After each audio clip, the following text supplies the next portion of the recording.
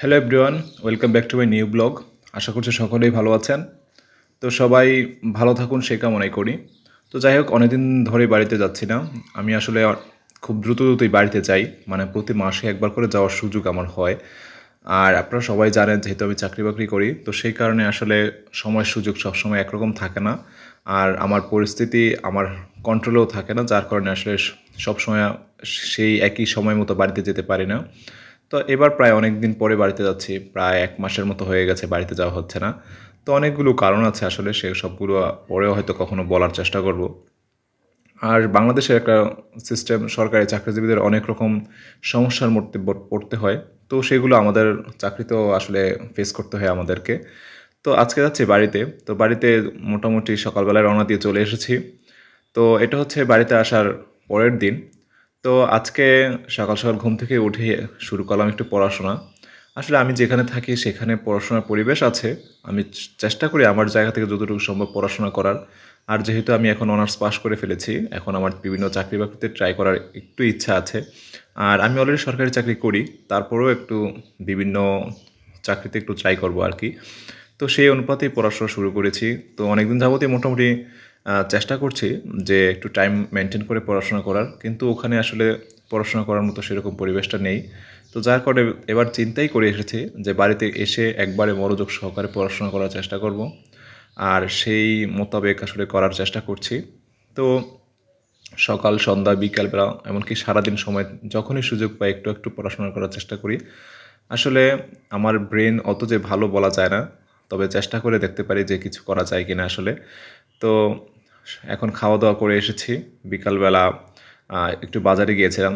তো খাওয়া দাওয়া করে এসে আসলে হালকা পাতলা নাস্তা করে এসে পড়তে বসলাম। তো পড়াশোনা শেষ করে এটা হচ্ছে ৩য় দিন। তো গিয়েছিলাম একটু ব্যাংকে। তো ব্যাংকে গিয়ে ভাবলাম একটু আপনাদের ক্লিপ নিয়ে রাখি। তো ব্যাংকে যাওয়ার অনেকগুলো কারণ আছে। আসলে ব্যাংক থেকে ইদানিং টাকা পয়সা দিচ্ছে না। তো যেহেতু সামনে পূজা আসছে, তো সেই উপলক্ষে মূলত ব্যাংকে গিয়েছিলাম। তো বিকালবেলা চলে এসেছি। বিকালবেলা হচ্ছে গিয়েছিলাম একটু আমাদের জমিতে। তো সেখানে যাওয়ার মেইন কারণ হচ্ছে আমাদের জমিগুলো দেখার জন্য। আসলে যখনই বাড়িতে আসি আসলে সেরকম সবসময় সুযোগ হয় না যে জমিতে যাওয়ার।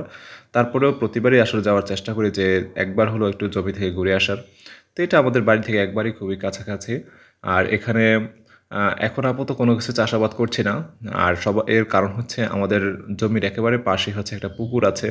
আর এই বর্ষার সময় এই পানি সরার মতো কোনো জায়গা থাকে না, যার কারণে হচ্ছে জমিতেই পানি জমে থাকে।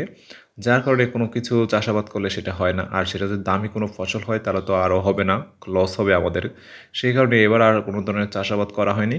তবে কিছু করা হয়েছে, সেটা হচ্ছে ধইঞ্চা, যেটা আমাদের গ্রামীণ ভাষায় বলে। জানি না বইয়ের ভাষায় এটাকে কী বলা হয়। আর আমি এর নাম বিভিন্ন জায়গায় বিভিন্ন রকম শুনেছি, যেহেতু আমি চাকরি করার কারণে বিভিন্ন জায়গায় যাওয়ার আমার সুযোগ হয়েছে। তো এগুলো মূলত জ্বালানির কাজ করে। তো যখন নাকি আমরা রান্নাবান্না করে তখন এগুলো ব্যবহার করা হয়। তো এটা উঠাতে আরও বেশ সময় লাগবে, কারণ হচ্ছে এখনও পানি শুকায় নাই। দেখতে পাচ্ছেন পিছনে প্রচুর পরিমাণে পানি কিন্তু, আর পানির উপরে ঘাস জন্মে গেছে। তো এগুলো হচ্ছে আমাদের ক্ষেত। আর এখানে আমরা একটা সময় ধান চাষাবাদও করেছি, ভুট্টা চাষ করেছি। তো এবার আসলে কিছু চাষ করা হয়নি। যেহেতু আমরা পুরা বছরে ৩টা ফসল চাষাবাদ করি, কিন্তু এবছর কোনো ধরনের মানে এই সিজনটাতে কোনো কিছু চাষাবাদ করা হয়নি। তবে নেক্সট সিজনে আমরা অবশ্যই চাষাবাদ করব। আর এই জমিটাতে সবসময় ভুট্টা ভালো হয়। আমরা গত ২ বার ধরে ভুট্টা করছি, বেশ ভালোই হয়েছে চাষাবাদ। মানে অল্প জায়গায় হলেও আমাদের মানে ফলন কিন্তু খুবই ভালো হয়। তো এবার আপাতত ধইঞ্চা লাগানো হয়েছে। এর পরবর্তীতে আমরা চেষ্টা করব হচ্ছে ভুট্টা লাগানোর। তবে সেটা পানিটা শুকিয়ে গেলে এখানে চাষাবাদ করব। তো সেটাও আশা করি কখনো কখনো দেখানোর ট্রাই করব। তো কার কী অবস্থা, এর পরবর্তীতে দুর্গাপূজা চলে আসছে। দেখা যাক দুর্গাপূজার কোনো ধরনের ভিডিও আপনাদের সাথে শেয়ার করতে পারি কিনা। আসলে সবসময় ভিডিও আসলে আপনাদের জন্য শেয়ার করি বিষয়টা এরকম না। আসলে নিজের স্যাটিসফ্যাকশনের জায়গা থেকেও আসলে শেয়ার করা। কারণ হচ্ছে বর্তমানের স্মৃতি একটা মানে বর্তমানের ঘটনা একটা সময় স্মৃতি হয়ে থাকবে। তো সেই কারণে মূলত চেষ্টা করি যে কিছু কিছু ক্লিপস নিয়ে রাখার, পরবর্তীতে যাতে দেখতে পারি। আর নিজের বিভিন্ন ঘটনা বা নিজেদের বিভিন্ন ঘটনাগুলি আসলে শেয়ার করি সেই কারণে। তো বিকেলবেলা ঘোরাঘুরি করে আবার চলে আসলাম হচ্ছে পড়াশোনা করতে। তো এখন আবার বসেছি একটু নিজেদের নোটগুলো দেখার জন্য। আসলে আমি একটু নোট করে পড়ার চেষ্টা করছি। কারণ হচ্ছে আমাদের যে চাকরির বইগুলো সেগুলো এত পরিমাণ ভারী, ভারী আর সবকিছু যে সবসময় পড়তে হয় সেটা এরকম না। তবে আমি চেষ্টা করছি আমার মনে রাখার সুবিধার্থে এবং হচ্ছে আমার ক্যারি করার সুবিধার্থে একটু নোট করে পড়াশোনার। তো সেই অনুপাতে মূলত নোটগুলো একটু ঘেঁটে দেখছি। তো ভিডিওটি কেমন লাগলো অবশ্যই কমেন্টস করে জানাবেন কিন্তু।